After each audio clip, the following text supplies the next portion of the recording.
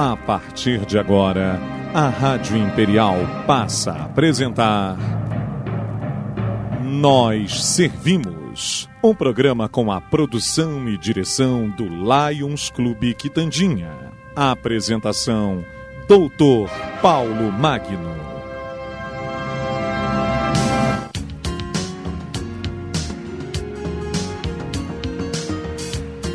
Bom dia, ouvintes da nossa Rádio Imperial. Aqui estamos mais uma vez com o nosso programa. Nós servimos um programa do Lions Clube Petrópolis Quitandinha. Hoje estaremos entrevistando a psicóloga Camila de Almeida Nunes. Já vamos falar com ela já. Antes, porém, bom dia, Rangel, bom dia, William. Eu gostaria de falar aos nossos ouvintes sobre a nossa reunião. A reunião que os clubes de Lions produziram para tratarmos da BR, dessa subida da serra, das obras da BR-040, que estão paralisadas, né? Então, nós tivemos uma reunião com os Lions Clubes de Petrópolis, o Lions Clube Petrópolis Quitandinha, o Centro Itaipava, o Rotary Clube Cidade Imperial, a Loja Maçônica Amor e Caridade Quinta, a FIP, Associação Filantrópica de Petrópolis, a Frente Pro Petrópolis, também estiveram presentes pessoas da nossa comunidade, além de um representante do deputado Hugo Leal. E também um representante, que é o diretor técnico operacional da CPTrans, o Luciano de Almeida. Bom, nós falamos a respeito da subida da serra, discutimos, foi um foro muito bom e estamos agora no aguardo de um encontro com o prefeito municipal, Bernardo Rossi, para levarmos a ele as nossas reivindicações a respeito disso. O foro chegou a um consenso do que deve ser, do que pode ser feito para que essas obras não se percam no tempo e no espaço, né? E o Brasil não tenha mais um prejuízo daqueles, né? Pois é. Infelizmente, nós convidamos, mas nenhum representante da nossa Câmara Municipal se dignou comparecer. Aliás, isso já é comum do Legislativo, né? Se omitem das coisas. Deixa pra lá, mas nós vamos conseguir. De um jeito ou de outro a gente consegue. Muito bem.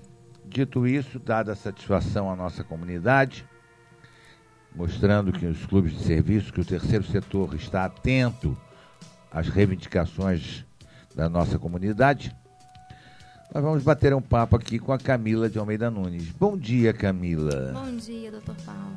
Tira o doutor, aqui é Paulo e Camila. Camila, eu gostaria que você se apresentasse aos nossos ouvintes, por favor. Bom, meu nome é Camila Nunes, eu sou psicóloga clínica, formada pela Universidade Católica de Petrópolis e tenho especialização em terapia cognitivo-comportamental e em dependência química, né, que é a detecção do uso de drogas e dependência, né, de substâncias psicoativas também. Legal, ótimo. Camila, qual a faixa etária da sua atuação no exercício da sua profissão?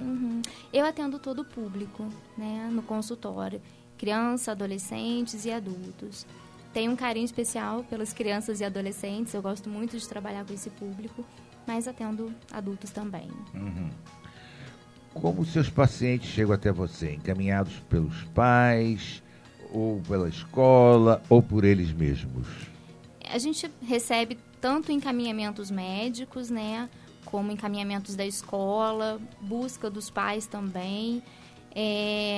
Na infância e na adolescência, dificilmente vem por demanda espontânea, né, da criança e do adolescente. Normalmente vem por um desejo externo, né, ou o pai ou a mãe que percebe alguma coisa ali no filho que não está se desenvolvendo bem, alguma preocupação, ou a escola também, e ele chega para a gente para avaliar. Né? Então, nós avaliamos e vemos se é realmente o caso de uma psicoterapia, como fazer essa intervenção. Certo. Porque nós queremos deixar bem claro a diferença para os nossos ouvintes, porque tem muita gente que acha que psicólogo é médico de maluco. E nem é médico, nem é maluco. Nem uma coisa nem outra, né? Existe psicólogo, psiquiatra, psicanalista, né? Existem várias... São várias vertentes dentro do psique do ser humano, né? E Vamos são dizer formações... assim, né? São formações diferentes, né? Você é psicóloga, cuida da parte... Da parte psíquica, né? Da parte psicológica. Então, desenvolvimento emocional, cognitivo. O cognitivo, para os nossos ouvintes, é o conhecimento da pessoa, né? A parte cognitiva é o aspecto da inteligência mesmo, né? Como se dão esses processos de informação, né? De conhecimento. Você também trabalha com pessoas com deficiência com pessoas especiais da parte psicomotora, ou melhor, da parte psicológica mesmo, autismo, esse tipo de... Sim. O psicólogo, ele está habilitado para trabalhar com todos os transtornos emocionais. Né? Então, transtornos depressivos, transtornos de humor, dependência química, as psicopatias, né? Todas elas. Certo. Falando em dependência química, que é um assunto que interessa muito de perto aos pais e serve sempre de alerta, né? Porque nós estamos vendo isso aumentando em grande número na nossa cidade, infelizmente. A dependência química pode ser considerada uma doença, ou Camila? A dependência química, ela é considerada um transtorno mental, tá?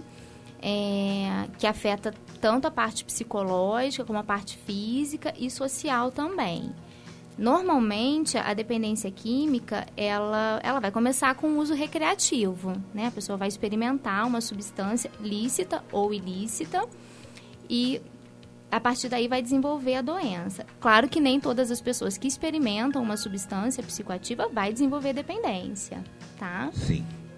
E ela é considerada, passa a ser considerada doença, um transtorno, quando essa pessoa perde o controle sobre o uso, né? E começa a ter esses efeitos nocivos a partir desse comportamento. E aí ela passa a ser enquadrada como um transtorno mental, tá? Perfeito. Por que alguém precisa de droga, Camila? Nossa, essa é uma pergunta muito complexa, né? Porque a gente encontra hoje, o consenso hoje é que a dependência química, ela é multifatorial, né? O que desencadeia a dependência? Então, tem que ter uma tendência genética, né? Uma predisposição genética para que essa pessoa se torne dependente da droga. Existe uma predisposição também emocional, que está relacionada aos fatores internos mesmo, como a pessoa elabora tudo o que acontece ao redor dela, e uma predisposição social também, o meio. Então, ela é considerada biopsicossocial. Então, quando a doença se instala, tem que ter aí esse tripé, esses 3 fatores para essa doença se instalar, para a dependência química se instalar. Então, a gente não consegue... Vamos dizer assim, quer dizer que se faltar um desses fatores, a doença não se instala? Às vezes, ela vem de uma forma mais branda. Mais branda, né? Mas, normalmente, quando a gente vai investigar, até mesmo na experiência clínica, né, a gente observa que existe ali na família já alguém, né, que foi dependente de drogas, às vezes era um pai alcoolista, né, que fazia uso abusivo de álcool, e às vezes, né, o filho acaba desenvolvendo também. Então, tem essa carga genética, tem ali o meio que a pessoa vive, né, então é um meio em que tem uma oferta grande da substância. E essa parte emocional. Às vezes, uma pessoa que já tem ali alguma questão, as pesquisas hoje ainda não apontam claramente o que leva a pessoa a usar, né? Às vezes, ela começa a usar uma substância também porque ela já está passando por processos internos conflituosos, muita angústia, muitas oscilações no humor, e ela acaba usando a droga, consegue ali no primeiro momento aplacar aquelas sensações e acaba se tornando dependente, né? Mas a gente também sabe que o uso de drogas também pode precipitar outros transtornos emocionais, né? Abre quadros de psicose. Isso bem claro para os nossos ouvintes, né? Porque tem muitas pessoas que acham, eu uso com fins recreativos. Não existe esse tipo de coisa. A dependência não é por fins recreativos, né? A dependência química é uma doença, né? É um transtorno mental. O uso recreativo, assim como acontece do álcool, né? É aquele uso social, esporádico, e que a pessoa vai tomar ali um copo de cerveja. Começa assim, muitas das vezes, né? Para a dependência, começa assim, né? Tem muitas discussões hoje a respeito de qual é a porta de entrada para o uso de drogas, né? Então, fala-se muito da maconha como porta de entrada, mas o que as pesquisas mostram, o que a gente observa também, o que os estudos apontam, é que a porta de entrada é o álcool e o tabaco, né? São essas duas. Dificilmente um jovem vai usar um cigarro de maconha sem antes ele ter usado um cigarro de tabaco. Né? Ou sem antes ter tomado um copo de cerveja. Então, a porta de entrada são essas duas substâncias, que são lícitas, né? Exatamente. Estão aí à disposição de todo mundo, na padaria, no bar, no supermercado. Apesar de proibidas, muitas das vezes vendidas para jovens menores, né?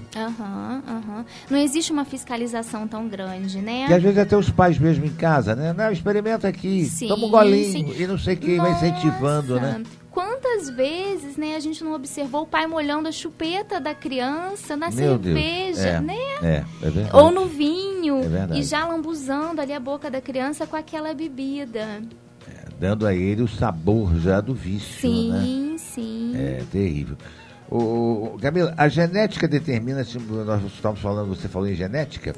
A genética determina se uma pessoa vai se tornar dependente ou não? Olha, a genética, ela é determinista até um certo ponto, né? Se a pessoa não passar ali por fatores sociais ou emocionais para que essa carga genética desperte, a genética vai ficar ali adormecida a vida inteira, né? Quer dizer que tem que ter o componente emocional. Tem que ter o componente emocional ou também o social. Ou um ou outro que faça com que essa carga genética desencadeie. Com que ela acorde, né? Ela está ali adormecida na parte genética, ali no seu mapeamento genético. E esses fatores estressores que a pessoa vai vivendo ao longo da vida vai fazer com que isso se desperte ou não. Então, nós não somos, né, tão determinados assim, né? Seria muito bom se a gente já tivesse, vamos passar por isso, vamos ter tais doenças, mas lógico, né? É complicado, né? Mas nós somos muito complexos, né? Então, não necessariamente quando você tem na família toda tem uma forte tendência para dependência química ou para outros transtornos emocionais, você vai ter também. Porque a maneira como aquela pessoa lida com que ela tem de acesso, com que ela tem de estímulo no meio, é muito pessoal, é muito peculiar, né? Então, a gente não consegue determinar tão claramente. Mas o componente genético, ele é muito forte, sim. Certo. Não determinista. Mas ele é muito forte. Porque muitas das vezes o meio também, às vezes, atua muito forte em cima do indivíduo, não? Nós somos seres sociais, aquele papo, né? do diga com quem andas, dir-te-ei quem és, eu acho que é uma coisa que ainda é muito presente dentro do princípio das pessoas que acabam se viciando em drogas, né?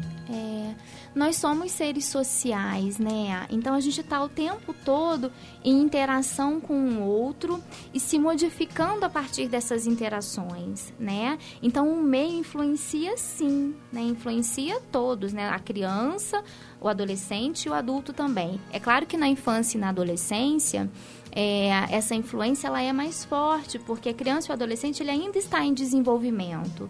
Então, é uma esponjinha mesmo, né? O cérebro ele está em formação até os 24 anos de idade, 24, 25 anos. Perfeito. Então, tudo que acontece ao redor dessa pessoa está sendo ali captada, né? Está sendo absorvida. Então, o meio social tem esse peso muito grande. Certo.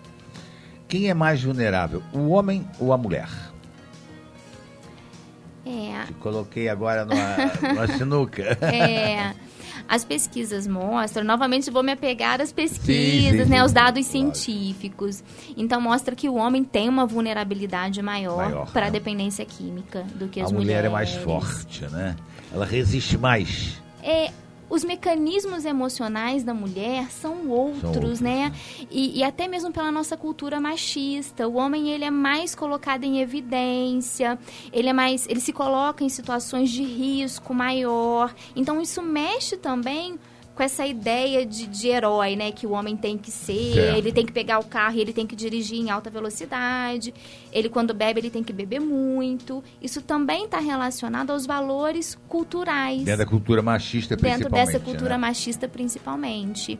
Então, isso vai colocando o homem também, né? O sexo masculino em constante desafio. E, por isso, numa vulnerabilidade maior. Igual aquele papo, né?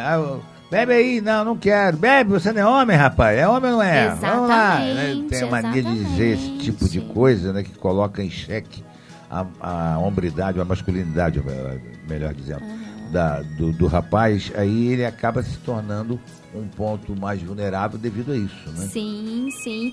Quantas vezes, né, na nossa cultura, a iniciação sexual do homem não era feita pelo pai? Né? Quando chegava numa certa idade, o pai levava o menino ali para ter a sua primeira experiência sexual. Exato. E com álcool também. Exato, né? Exatamente. Era para tomar o primeiro porre. Então, era como se fosse um certo rito de passagem. E ninguém faz isso com a mulher. Exato. Apesar que hoje as mulheres estão fazendo coisas que a gente até duvida às vezes, né?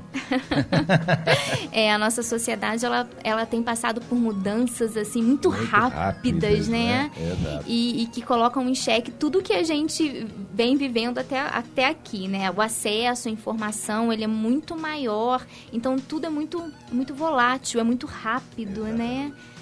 Ô Camila, você acredita que o consumo aumentou entre homens e mulheres na faixa dos 40 anos, que já estão bem colocados na vida e na carreira, o consumo de drogas? Olha, eu ainda acho que o consumo maior tá lá na adolescência, sabe? Porque por conta da vulnerabilidade dessa faixa etária, né, o adolescente ele está passando por mudanças muito grandes, ele está se afirmando na sua personalidade, ele está se diferenciando, né, tá nesse processo de diferenciação do outro. Então, muitas vezes ele se coloca em comportamento de risco, o senso de autocuidado, de autopreservação nessa idade, ele está rebaixado mesmo. Então, o adolescente ainda é a população mais vulnerável. E tem também a questão da vulnerabilidade neurológica mesmo, né? O cérebro ainda está em formação. Né? Então, quanto mais cedo essa pessoa tem contato com qualquer substância, maior predisposição para dependência, né? Então, essa ainda é a população de maior risco. O uso mais tarde... Pode ocorrer dependência? Pode, a partir depois dos 40, depois dos 30, em qualquer idade, né? E aí tem outros fatores aí que desencadeiam a dependência, né? Normalmente, após os 40 anos, é uma pessoa que já fazia uso de determinada substância e que não era um uso abusivo, né? E, às vezes, até por fatores externos, emocionais, né? Às vezes, alguma mudança, acaba começando a fazer um uso ali mais dependente daquela droga, né? Daquela substância. Perfeito. Camila, o dependente na faixa dos 40 fica também com sequelas? Se for um uso crônico, sim, né? O uso abusivo, né, a gente separa o uso abusivo, a intoxicação, e aí pode ser por qualquer substância, do uso crônico. O uso crônico de qualquer substância vai trazer sequelas, tanto físicas quanto mentais, né? Então, pode desenvolver problemas, dependendo da droga, né?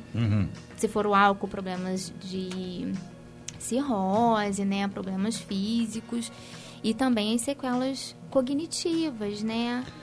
Isso que eu gostaria que você falasse um pouquinho a respeito desse problema que as drogas provocam tanto no jovem quanto na pessoa, no usuário, enfim, né? Dos problemas cognitivos. Porque as pessoas, não me afeta, não pode estar afetando agora, mas daqui a pouco vai começar a produzir efeitos que realmente fazem com que a pessoa comece a ter problemas cognitivos sérios, não? São problemas do conhecimento, vamos colocar assim, mais popular, pessoal que está nos ouvindo entender melhor. Acaba existindo uma perda ali na forma como essa pessoa processa as informações, né? Então, o uso de qualquer substância, né, o uso crônico ou a dependência, a pessoa fica com uma maior tendência a sofrer quadros de angústia, de depressão, né, transtornos ansiosos, transtornos depressivos e também nessa parte, né, de processamento de informação.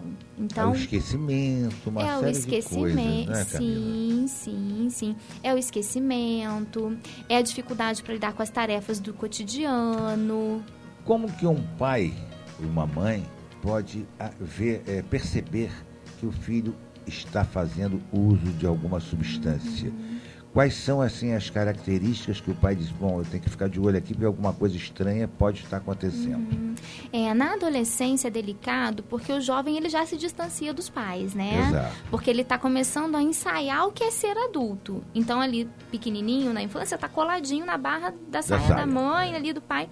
E na adolescência ele quer o contrário, ele quer o oposto, ele quer justamente afirmar todo o contrário, né, do que os pais são. Então ele começa a se distanciar para se afirmar, para se diferenciar. Então é uma fase em que eu falo que é uma linha muito tênue, né, entre o cuidar e o controlar. Porque os pais precisam dar esse espaço para o jovem, porque ele precisa ter autonomia também para se desenvolver, né? Senão vai ficar mesmo dependente dos pais. Dependência da droga, mas dependente dos pais, né? Dos pais também, o que é extremamente nocivo, exatamente. Né? Muito ruim também. Então, os pais, eles têm que cuidar, eu falo que é uma liberdade supervisionada. Exatamente. Né? Que tem que ser guiada, que tem que ser monitorada. E se aproximar muito do universo do jovem, né? É saber quais são os programas que assiste, é assistir junto, às vezes mesmo sem gostar, mas para entender que conteúdo é esse que ele está tendo acesso. E observar alterações de comportamento. Essas alterações de comportamento são importantes. Então, isolamento. Quais são as mais frequentes? Isolamento social, né? A dificuldade na escola, né? O adolescente começa a ter o desinteresse pelas atividades que ele comumente faz. Então, se jogava futebol, passa a não querer, a não ter mais tanto interesse assim. Um determinado hobby, gosta de colecionar determinada coisa e, de repente, passa a também não ter mais interesse por aquilo ali. O prejuízo nas atividades escolares, começa a se esquecer de horários, a não cumprir com que fazia parte ali da sua rotina. Então, são sinais, né, que os pais precisam ficar atentos. Pois é, exatamente, né? Porque começa a ter um declínio nas atividades que aquele adolescente fazia. E isso também acontece no adulto, né? Quando existe uma dependência no adulto, também existe essa perda. Começa a existir um desinteresse social, um desinteresse pela atividade profissional. Exatamente, no trabalho. Né? Assiduidade, pontualidade, uma série de coisas começam a serem perdidas, né? Os valores, principalmente, também, né? A dependência química, acho que é importante a gente, né, situar isso. Ela não é um problema de caráter, ela não é um problema moral, né? Mas como é que a gente costuma dizer? Eu te provoco, né? Você costuma dizer comumente, né, que é uma pessoa fraca, por isso bebe, por isso se entregou ao álcool, ou à droga, ou ao uso da droga. Se não é porque a gente sabe que o caráter ou todo esse negócio de dizer que a pessoa não tem caráter, isso não existe, já estou cansado de dizer isso aqui. Ou a pessoa tem um bom caráter ou um mau caráter, mas caráter ela tem. Caráter fraco, caráter forte, tem? Existem princípios, né? Princípios pessoais, valores pessoais. Forte ou fraco, eu não vou usar essa palavra, né? Depende muito da bagagem que a pessoa traz, né? Das experiências que ela passou ao longo da vida. Né? Os fatores genéticos. Né? A genética, a família, a espiritualidade, tudo isso conta. Você acha que a religião ajuda nesse ponto, Camila? Sim. Seria... É ingênuo dizer que não, né? Ajuda muito, né? Esse desenvolvimento da espiritualidade, esse apego à espiritualidade também, né, norteia a nossa parte psíquica. É claro que a dependência química, ela não é ela tem que ser tratada como um problema médico, né? Com psicólogos, lógico, psiquiatras. lógico. Mas desenvolver também a parte espiritual é uma parte da nossa vida, né? E a gente também não pode negligenciar. E aí na dependência química, né, também é importante esse cuidado. Camila, nós vamos fazer um intervalozinho aqui e já voltamos já para o nosso segundo bloco. Certo. Estamos apresentando Nós Servimos, um programa do Lions Clube Quitandinha e a apresentação de Dr. Paulo Magno.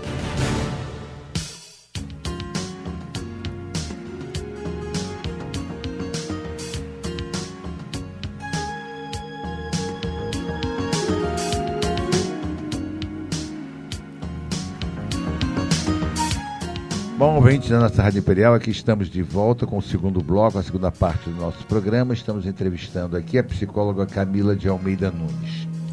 Camila, qual a sua avaliação da forma como a mídia lida com as questões relacionadas às drogas? Olha, eu acho que as discussões hoje elas vêm aumentando muito, mas eu ainda acho que tem muito tabu em relação a esse tema, né? Muitas pessoas ainda veem a questão da droga como um problema de caráter, como um problema moral. Então, isso acaba engessando muitas falas em relação ao uso de drogas, né? Às vezes, a mídia ainda coloca os vilões como as drogas ilícitas e, na verdade, não tem vilão, né?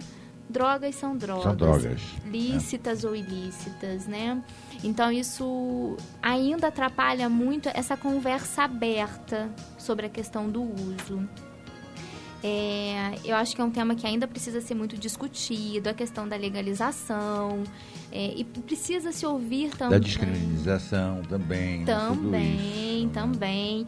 Então, é uma política que ainda precisa avançar muito e precisa ser discutido tanto no âmbito da saúde como também de segurança pública. Porque aí entra na questão do tráfico. Então, não falar sobre isso não vai fazer com que a gente encontre maneiras para lidar, né? Então, a gente tem que discutir, tem que levar a discussão para a rua, para as escolas, para as faculdades. Então, a gente tem que falar sobre o tema. Exato. Eu acho que ainda não é falado. O suficiente. O suficiente, Camila, aí eu vou entrar num outro ponto agora. A internet é um vício? Sim. A gente usa a internet, né? Hoje a gente está refém da internet. Eu, por exemplo, hoje até no trabalho do exercício da advocacia, eu tenho que usar a internet porque os processos são eletrônicos, não tem outro jeito, né? Mas ela se tornou um vício? Sim, se tornou um vício. A gente faz uso da internet, virou uma ferramenta de trabalho, uma ferramenta de lazer, né, de estudo, de pesquisa, de interação, né? A gente interage muito pela internet, tem as mídias sociais aí, mas hoje o uso da internet também pode ser patológico. Porque a gente anda, as pessoas não estão ficando meio robotizadas. Você anda na rua, as pessoas tropeçam com você porque estão com o raio do celular na mão. Isso é uma coisa, isso é uma dependência muito grande, não é? Tem gente que esqueci meu celular, perdi meu celular, alucina. Não fica sem, né? Não se imagina sem ali, sem o telefone ou sem a internet um dia inteiro. Exatamente. São indicadores que a gente avalia para diagnosticar a dependência da internet ou não. O uso da internet, todo mundo faz, né? Dificilmente hoje uma pessoa não tem acesso à internet. Mas aí essa linha também, para a gente poder avaliar se aquele uso é patológico ou não, tem a ver com esses sintomas da abstinência, com a irritabilidade. O mesmo critério que a gente usa lá para a dependência química, quando a pessoa passa a deixar de fazer as suas atividades por conta da droga, também entra na internet. Então, isso é importante que as pessoas tenham conhecimento disso. Porque elas estão se escravizando, não? Sim, ficam reféns mesmo. Né? Então, ela começa a abrir mão das coisas que fazem parte da vida dela para usar só aquilo ali, né? Eu faço Casais hoje que se comunicam através da internet, eu nunca vi isso, um em frente ao outro, falam pela internet. Falando, pelo WhatsApp, pelo Facebook. No jantar e tudo. Eu digo, gente, mas o que é isso? Então, é realmente problemático. Eu acho que tem outra ideia aí que a gente precisa conversar, que é a ideia do Facebook, né? Como as pessoas também se expõem ali. Exatamente. Tem gente que acha que o Facebook é a vitrine da vida. Tem que traduzir tudo ali, tudo que faz. Levantei, tomei café. Posta. Né? Tira foto do prato, né? Exato. E coloca lá o que está consumindo.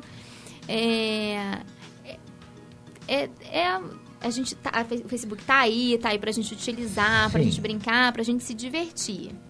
Mas, você sabe que eu li uma vez uma pesquisa numa revista falando sobre isso, que eles fizeram uma pesquisa numa universidade nos Estados Unidos com jovens, né, ali, adultos jovens que estavam fazendo faculdade, e a frequência que eles entravam no Facebook para olhar, para ficar ali naquela barrinha de rolagem olhando a vida das pessoas.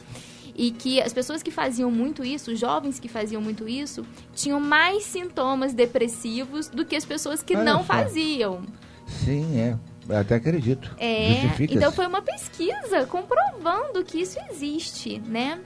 Porque muitas das vezes as pessoas se frustram de verem pessoas que estão fazendo determinadas coisas. Eu não posso fazer isso. E isso que você falou da vitrine, né? O que é postado ali? Né? A felicidade. Tá todo mundo sorrindo, tá todo mundo comendo fora, todo mundo viajando. Vende uma vida, às vezes, de ilusões que não é a vida real de tudo que nós podemos ter. Né? E aí isso, às vezes, faz com que aquela pessoa que já tem uma vulnerabilidade, uma predisposição para desenvolver um quadro de humor, fique nessa postura de espectador da vida do outro e acabe desenvolvendo sintomas, problemas patológicos sérios, sérios. Né? Quais os riscos que os jogos virtuais podem trazer a uma pessoa, Camila? Pensando nessas 2 últimas semanas aí. Terrível isso, né, Camila? Que coisa absurda, né? Tem esse jogo que lança a Baleia Azul, né? Que lança desafios para os adolescentes e chegando ao ponto de se suicidarem.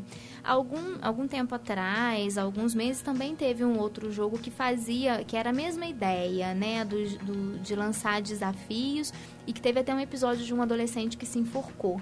Que absurdo uma coisa dessa. Teve um outro também. O que leva uma pessoa a chegar a esse ponto? Bárbaro, porque isso é uma coisa, eu acho que tem que ter um descontrole emocional muito grande, porque muitas pessoas dizem, o suicídio é uma fraqueza. Eu digo, não, gente, eu acho que o suicídio você tem que ser muito forte para você conseguir levar a cabo uma coisa, a sua própria vida. Eu não acho que seja uma fraqueza, eu acho sim uma fuga, uma fuga dos seus problemas, da sua vida, do seu ser, enfim. Mas não uma covardia, um ato covarde, porque precisa muita coragem uma pessoa fazer qualquer coisa que acabe contra a própria vida. Porque o princípio normal é justamente você salvaguardar a sua vida, né? Que é um dom precioso que nós temos. Assim, eu não vejo o suicídio nem como nem força nem fraqueza, sabe? Eu acho que quando uma pessoa chega ao ponto de cometer o suicídio é porque ela chegou no extremo dela, né? No extremo do sofrimento psíquico, em que a única alternativa que ela vê é a própria morte, né? Então tem um grau de angústia ali, de sofrimento tão elevado que ela não consegue dar conta daquilo ali. Isso quando é um suicídio se suicidar por vontade própria. Agora, quando você é induzido ao suicídio... Aí a gente cai nessa questão do jogo, né? Dos jogos. A gente estava falando anteriormente a respeito da vulnerabilidade da adolescência, né? Como eles ficam vulneráveis a tudo. É uma esponjinha, tanto na parte neurológica, eles estão ensaiando o mundo do adulto, eles estão rompendo com os padrões ali dos pais. Então, eles estão testando o mundo, eles estão se testando também. E o jovem, ele é muito vulnerável a qualquer depreciação, a qualquer sinal de desaprovação, de reprovação do outro. Isso mexe muito com a autoestima. Eles estão passando por uma transição física também. Então, eles ainda não se conhecem. E esse senso, que eu até falei também no primeiro bloco, de autopreservação, né, que o adulto tem, igual você falou, a gente cuida da própria vida, a gente se cuida. O adolescente, ele está com esse senso de autopreservação muito rebaixado por conta dessas transições que ocorrem nessa faixa etária, né? Que não é só uma faixa etária cronológica. Camila, todos nós passamos por isso, por essa faixa etária, e superamos isso. Né? Por que hoje esse índice é tão maior? Olha, hoje a gente faz mais diagnósticos, né? Porque a gente tem mais informação. Esses diagnósticos, eles são mais falados porque as informações são mais circuladas também. Mas o jovem hoje também tem muita informação, né? Tá tudo ali na palma das mãos. Então, eu percebo que muitas vezes a criança, eu percebo isso no meu trabalho, no meu dia a dia no consultório, né? Que a criança e o adolescente, ele tem acesso a tanta coisa que muitas vezes ele não sabe nem como elaborar, como... E quando tem dúvida, vai ao Dr. Google. Exato. Né? Não pergunta mais os pais, né? Antes o pai e mãe, pra gente, eles sabiam tudo. O professor na escola. Eram os grandes mestres, né? Era o professor da escola. Exato. A gente tinha essa referência de autoridade. Hoje, a criança e o adolescente, eles não têm mais. Eles vivem justamente um processo contrário. Um esvaziamento dessa figura de autoridade. Né? Então, eles têm todas essas informações ali o tempo todo, mas e o que fazer com isso? Como é que eu vou processar tudo isso? Né? Então, eles acabam também ficando ainda mais suscetíveis a tudo isso, né? Como lidar com um jogo que está ali induzindo? Se eu, às vezes, também não tenho com quem conversar isso em casa. Certo, exatamente. Né? Onde esses diferentes tipos de jogos se encontram no que diz respeito à dependência? Existe também a patologia para o jogo. Pois que é uma outra patologia, né? E pode ser tanto jogo virtual como jogos, né, de cassino, baralho, caça-níquel. Adoro. Isso também pode ser um uso caracterizado como uma dependência, né?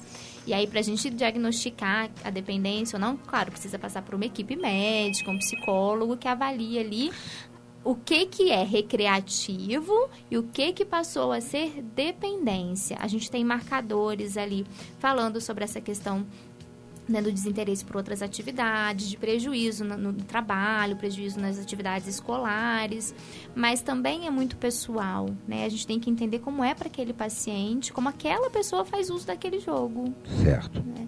Mas pode existir, né, a dependência virtual. Muitos correm o risco de perder a noção do real e do virtual? Olha, na infância, essa parte da fantasia, do que é real e do que é imaginário, ela ainda mescla muito, né? A criança ainda não tem ainda isso não tem muito a formação formatado. Completa. E conforme a criança vai se desenvolvendo, vai entrando na adolescência, né? Vai finalizando essa fase aí da primeira, segunda infância, ela vai percebendo melhor o que é real e o que não é. Quando existe uma perda desse senso de realidade, para acontecer essa perda tem que ter ali uma patologia, né, já instalada para que essa pessoa perca realmente esse senso do que é real e do que não é. E aí ele acaba vivendo o que é fantasia como real. Né? E aí, no caso de uma psicose, e é isso que pode acontecer. É muito grave, né? As psicoses parece que estão aumentando dia a dia. Não sei se é devido ao ritmo de vida que nós estamos levando. Mas nós temos visto coisas assim que chega a duvidar, né, que o ser humano é capaz de fazer, né? A promoção da autoestima é construída sobre 2 pilares, certo? Que é a capacidade de controlar a frustração e mudar o que está em seu entorno. O que se pode entender sobre isso, Camila? A autoestima, ela é desenvolvida lá na primeira infância, sabe? Lá, o bebezinho. E isso já é muito importante, não é? Gente, isso é fundamental, porque são essas vivências, desde as experiências intrauterinas, é que vão fazendo com que a gente se relacione, se coloque no mundo de uma determinada maneira ou outra. Desculpa eu te interromper, mas porque tem muitas crianças que já nascem com problema de rejeição, porque talvez aquela gravidez não tenha sido querida e tal, e aí a criança já desenvolve um instinto de rejeição. Isso é verdadeiro, Camila? Sim. Porque às vezes as mães precisam ter mais cuidado, né, com esse tipo de coisa, né? Nós somos um mosaico, né? Eu uso esse termo mosaico porque são aqueles quadradinhos pequenininhos, né? Que às vezes quando a gente olha de perto a gente só enxerga aquele fragmento. E quando a gente olha de longe a gente enxerga o todo daquela figura, daquela imagem. Então nós temos vários pedacinhos que compõem a nossa história, que compõem quem somos nós. Então a nossa quebra-cabeças, né? Que a gente vai formar, né? Isso. Então tudo da nossa história tem peso, tem importância. Então, o momento em que eu cheguei na vida dos meus pais, como foi a minha gestação, se eu tive intercorrência clínica ou não. Às vezes a mãe teve uma gestação no sentido médico perfeita, né? Mas ela não tinha apoio em casa, ela vivia um conflito emocional, um conflito conjugal. Então, tudo isso interfere. Até mesmo a família que ela veio, quem eram os avós. Tudo isso faz parte desse quebra-cabeça, né? Então, isso vai formando essa identidade da criança e do adulto, né? Certo. Vai formando essa autoestima. Então, toda essa história é importante, né? Não vou dizer que algo tem um peso maior ou menor. A mãe que também vive, né, que tem uma gravidez que não lida bem, que não era desejada, que ela também precisa do suporte. É lógico, né? Muitas vezes ocorrem quadros de depressão pós-parto, então às vezes a gente acaba não entendendo bem o que acontece, colocando toda a carga para a mãe, mas às vezes a mãe precisa de tanto suporte quanto aquela criança. Às vezes a família toda precisa do suporte. Eu vou te fazer uma pergunta que eu vou te colocar em xeque. O dependente é sempre mal resolvido com a vida? Não. Vou dizer não. Eu fujo muito dessas definições, sabe? Sim. Porque o ser humano, ele não é algo definitivo, né? Ele não é algo pronto ali, ele está em constante mudança. Então, eu não vejo a busca, né, a dependência química como algo que venha por conta de não saber lidar com os problemas da vida, como uma fuga. Não, eu não vejo dessa forma. Eu tenho um olhar muito pela tendência, né? Tendência genética, os fatores emocionais que desencadeiam, os fatores sociais. Eu vejo mesmo essa interação, né? Da parte biopsicossocial. Certo. Agora, às vezes uma pessoa mal resolvida também acaba se encaminhando para um lado de dependência como suporte para encarar a própria vida, não? O que a gente percebe, né, o que faz com que a pessoa se torne dependente, tem lá aquela predisposição genética, tem a predisposição emocional. Então, por que às vezes duas pessoas vão usar uma determinada substância, uma vai desenvolver e a outra não, né? Então, tem a ver com essa forma como a pessoa lida com as suas emoções, né? A droga, ela desencadeia emoções, ela é um aprendizado. A gente fala que a dependência química, ela é um aprendizado do cérebro, né? Então, ela é aprendida. Né? A pessoa usa, aprendeu que teve ali um monte de reações, ela é desencadeada por esse estímulo, por esse uso. Então, tem um monte de emoções específicas e eventos específicos. Então, essa aprendizagem ela pode ser modificada também. Assim como uma pessoa aprende a usar, ela pode aprender outra... Ela não tem como desaprender que usou. Ah, sim, lógico. Não resta a menor dúvida. Nós percebemos que, para muitos, o consumo de drogas e álcool vem se tornando cada vez mais frequente, não é isso? Os fatores que hoje em dia provocam esse aumento, quais seriam? Hoje em dia, o jovem começa a usar drogas cada vez mais cedo. E começa lá pelo cigarro e pelo álcool, né? Existe o uso recreativo, né? O álcool, ele está presente no almoço de família, ele está presente no churrasco. Mas a gente percebe também um aumento muito grande dos transtornos emocionais, né? Não sei se esse aumento vem por conta da gente fazer mais diagnósticos, né? De ser mais claro hoje esse diagnóstico do transtorno emocional, ou se vem mesmo por conta de todas essas transformações que a sociedade vem vivendo e que o ser humano se coloca, né, ainda tem que lidar com os próprios conflitos internos. E às vezes a dificuldade em lidar com esses conflitos pode fazer com que a pessoa busque outras maneiras para lidar, que não uma terapia, que não um acompanhamento psiquiátrico, né? Certo. Camila, para um tratamento válido de recuperação, varia de pessoa, logicamente, porque as drogas são substâncias que causam mudanças na consciência e nos estados emocionais dos que usam. As alterações causadas alternam de pessoa para pessoa, como você mesma acabou de dizer, dependendo de qual a droga escolhida e da frequência do uso. Os prejuízos provocados pela intoxicação podem trazer riscos duradouros e alguns até são irreversíveis? Pode sim. Eu gostaria de um alerta sobre isso.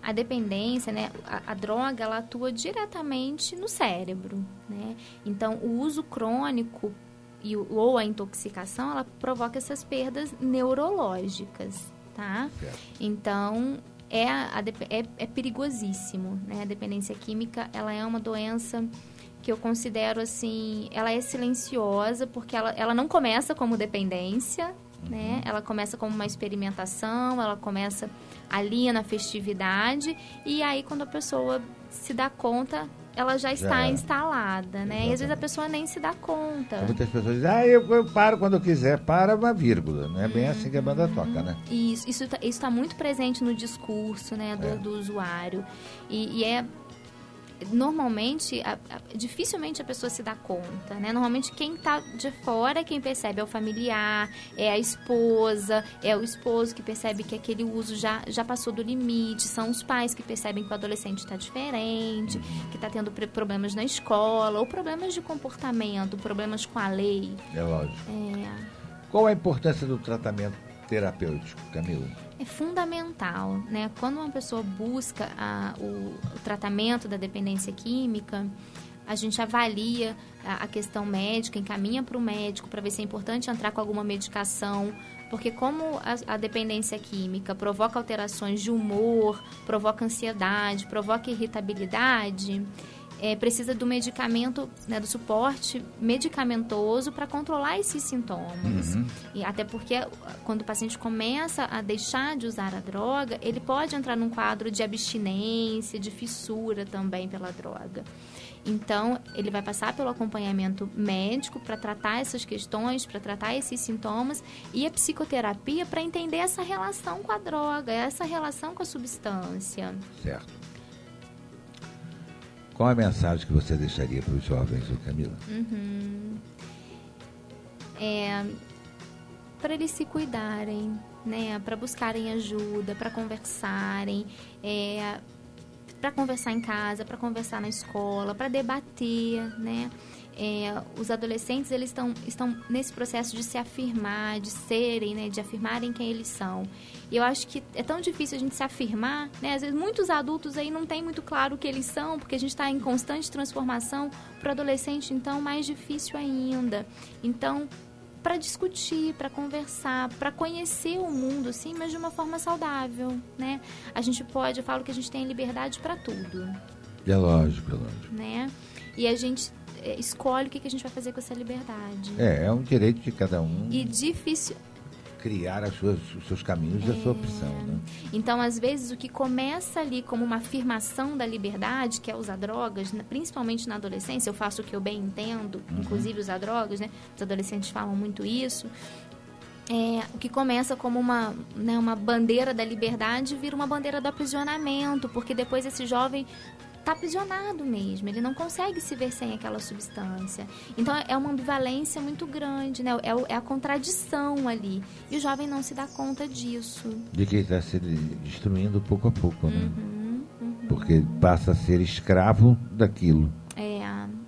O que veio ali, às vezes, para somar, né? Para usar na balada, para se soltar um pouco, para se sentir mais confiante, depois rouba tudo. Exatamente. É isso aí. Foi muito importante essa sua frase final. Gostei muito disso. Isso é muito importante. Eu acho que o jovem tem que ter conhecimento desse tipo de coisa. E o nosso dever é alertar e chamar a consciência das pessoas, dos pais principalmente, que têm por obrigação zelar pela boa saúde física e mental dos seus filhos, né? Camila, você gostaria de deixar mais alguma palavra, de deixar a sua fanpage, alguma coisa que alguém que queira entrar em contato com você, esteja à vontade. Bom, eu sou psicóloga clínica, né? Como eu falei no início, atendo crianças, adolescentes e adultos. Minha fanpage é Camila de Almeida Nunes. Quem quiser pode entrar em contato comigo por lá. Eu queria agradecer esse espaço, né? Falar sobre esse tema. Eu que quero agradecer a você de ter se predisposto em pleno sábado, depois de um feriado, vir aqui às 10 horas da manhã para a gente discutir um tema como esse, principalmente sobre esses aspectos que estão aí no dia a dia, no cotidiano de nós todos, né? Que nos envolve realmente, porque a gente vê uma juventude hoje um tanto ou quanto perdida. Na minha época sempre teve droga. Droga sempre existiu, né? Não é de agora. Não. Só que a gente tinha os nossos... isso não é bom para mim, eu não preciso disso, eu não uso isso como muleta, eu tenho que superar os meus problemas e a gente vai em frente, né? Agora, hoje, o caminho é muito fácil, né, Camila, para chegar à droga, né? Então, talvez o consumo tenha aumentado devido a esta abertura tão significativa do comércio da droga, né? Enfim. Eu acho que esse espaço, né, abrir o espaço para a gente debater, para a gente conversar, para a gente discutir, né? Eu acho que é isso, né? É levar essa discussão para dentro das famílias, para dentro, né, das casas, para dentro das escolas. Eu acho que esse é o nosso papel. Exatamente. Né? E sem julgar, né? Porque às vezes a gente acaba assumindo uma postura muito do julgamento e aí isso não ajuda essa discussão. A gente tem que falar, né? Agora, eu sempre digo, o jovem precisa querer, né? Ele precisa querer sair do problema, né? Porque se ele não quiser, também fica complicado, né? Assim como, né, uma pessoa que tem um quadro de diabetes, né? Ela quando tem o diagnóstico, ela tem que querer se tratar, ela tem que tomar medicação, ela tem que mudar a relação dela com doce, com açúcar. Exato. Na dependência química é a mesma coisa. Né? Se não quiser, não adianta. Se conscientizar de que aquilo ali é um problema de saúde física e psíquica, né? Isso aí.